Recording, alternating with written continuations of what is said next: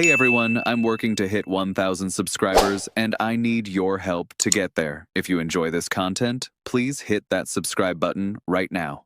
The structure of the Rogers Centre feels quieter today, and not simply because winter has wrapped Toronto in its usual steel-grey stillness. There is a different kind of cold in the air, the sort that settles when certainty slips away. When the confirmation arrived that Bo Bichette would now wear the blue and orange of Queens on a $126 million deal with the New York Mets, it didn't feel like a transaction. It felt like a chapter being torn from a book many of us believed was only just beginning.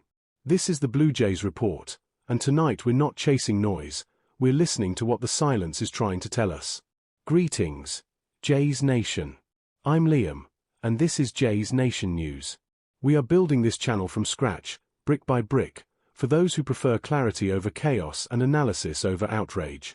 Our first milestone is modest but meaningful: 47 subscribers who value sober, technical conversation without the fog of sensationalist headlines.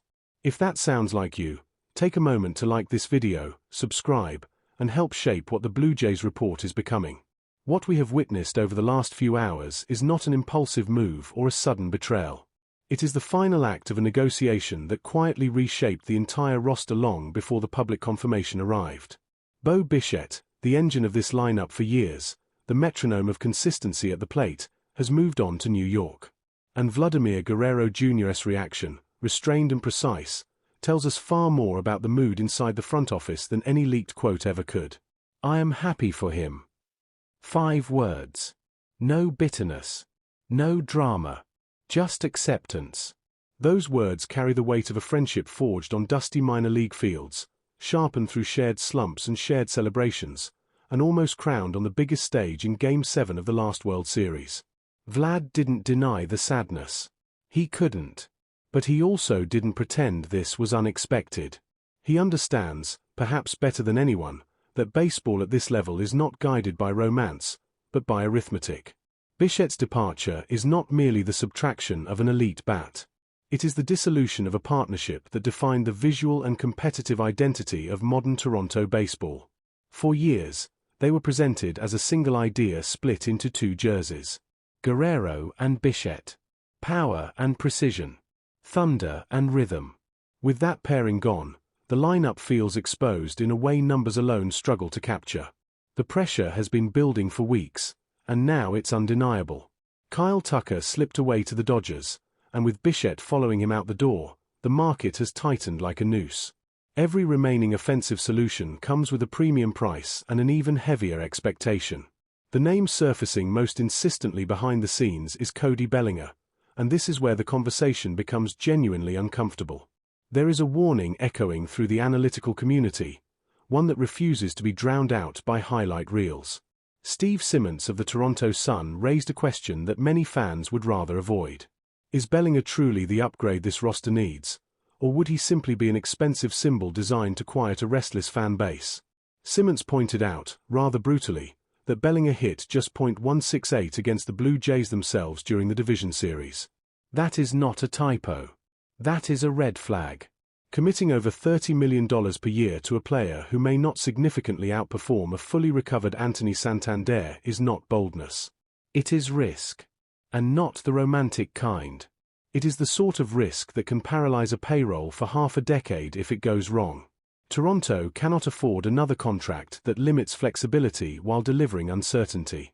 Which brings us to Anthony Santander, a name that currently inspires more sighs than cheers. His first year in Toronto was, frankly, a nightmare shaped by injuries and interrupted rhythm. A .175 average and 6 home runs in 54 games is not what anyone envisioned when the club committed $92 million. But context matters, and manager John Schneider seems willing to bet on it. Schneider has spoken openly about Santander's hunger, about a player who feels he owes the organization proof that last year was an anomaly rather than a verdict. There is tactical logic here. If Santander returns anywhere near his 40 home run form, and if Kazuma Okamoto is integrated intelligently, the lineup regains a sense of balance without Toronto needing to enter a desperate bidding war with the Yankees for Bellinger's signature. Schneider has always favored flexibility over fixation. With no obligation to force Kyle Tucker into the picture and no requirement to preserve the Bichette dynamic, the manager suddenly has freedom of movement. Lineups can breathe again. Roles can shift. What he often refers to as the everyman culture might actually survive this transition, rather than be crushed beneath another oversized contract. But let's not pretend this is a comfortable position. The absence of a second elite name protecting Vladimir Guerrero Jr. in the batting order is not philosophical, it is mathematical. Pitchers are ruthless when they sense isolation. Will Leach of MLB.com has suggested that Toronto may need to outbid the Yankees for Bellinger not because it's ideal, but because the market for elite left-handed hitters has all but evaporated.